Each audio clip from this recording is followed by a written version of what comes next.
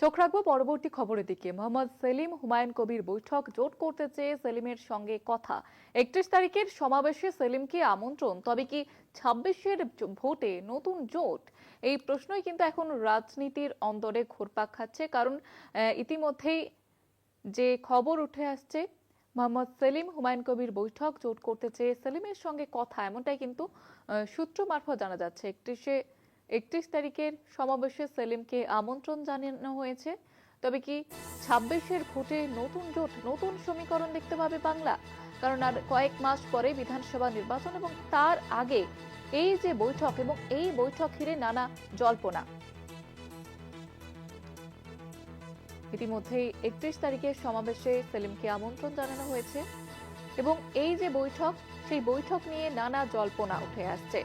মোহাম্মদ সেলিম হুমায়ুন কবিরের যে বৈঠক জোট করতে চেয়ে সেলিমের সঙ্গে কথা, 31 তারিখের সমাবেশে সেলিমকে আমন্ত্রণ, তবে কি 26-এর ভোটে নতুন জোট?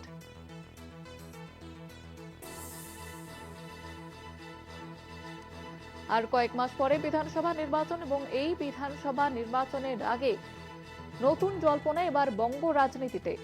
হুমায়ুন কবিরের সঙ্গে জোট করতে চেয়ে সেলিমের সঙ্গে কথা, এবং 31 তারিখের সমাবেশে সেলিমকে আমন্ত্রণ জানানো হয়েছে, তবে কি 26-এর ভোটে নতুন জোট, নতুন সমীকরণ দেখবে বাংলা?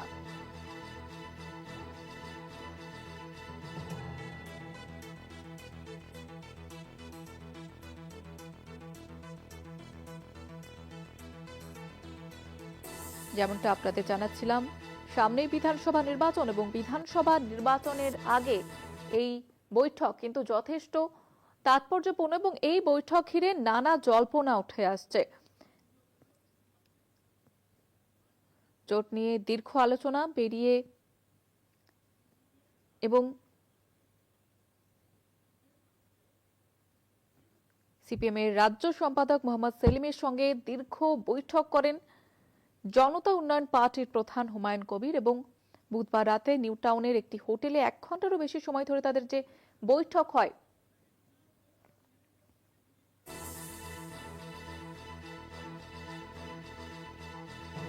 এবং এই নিয়ে তৃণমূলের পক্ষ থেকে কুণাল ঘোষ এবং বিজেপির দিলীপ ঘোষ তারা কি প্রতিক্রিয়া জানিয়েছেন আপনাদের শোনাবো।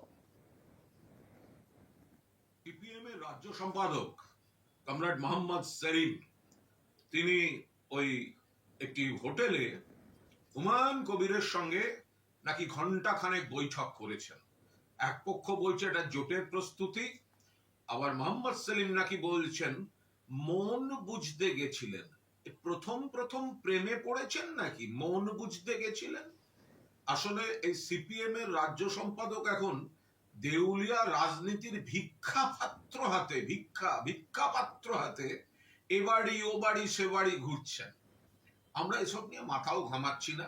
তৃণমূল ক্ষমতায় আসবে উন্নয়নের জন্য মানুষের সমর্থন সঙ্গে নিয়ে, আর এরা কোথায় কি হতাশা, দিশাহীন। 34 বছর ক্ষমতায় ছিল, এখনো একা লড়ার মুরদ নেই। কখনো কংগ্রেসের জুতো পালিশ করতে হচ্ছে, আমাদের সঙ্গে আসুন, আমাদের সঙ্গে আসুন, আমাদের সঙ্গে আসুন। 3 টায়ার শূন্য এই সেলিমের সিপিএম। বিধানসভায় শূন্য, লোকসভায় শূন্য, 2 মাসের মধ্যে রাজ্যসভায় শূন্য। আর দেউলিয়া রাজনীতির ভিক্ষা পাত্র হাতে বাড়ি বাড়ি যাচ্ছেন, হুমায়ুন কবিরের কাছে গেছেন। হুমায়ুন কবিরকে এ বিষয়ে আমি কোনো মন্তব্যই করব না। উনি কোণঠাসা অবস্থায় আছেন, উনি তো চাইবেন কেউ না কেউ আসুন, উনি তো প্রকাশ্যে বলছেন।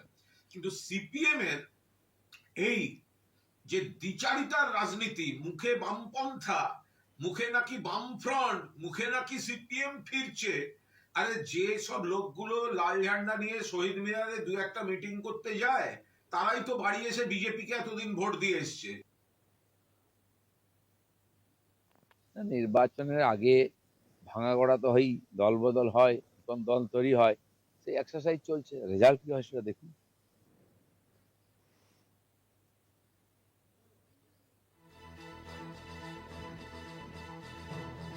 যেমনটা আপনাদের জানাচ্ছিলাম যে গতকালই যে বৈঠক হয়, দীর্ঘ বৈঠক, এবং সেই বৈঠক নিয়ে নানা জল্পনা উঠে আসছে বঙ্গ রাজনীতিতে।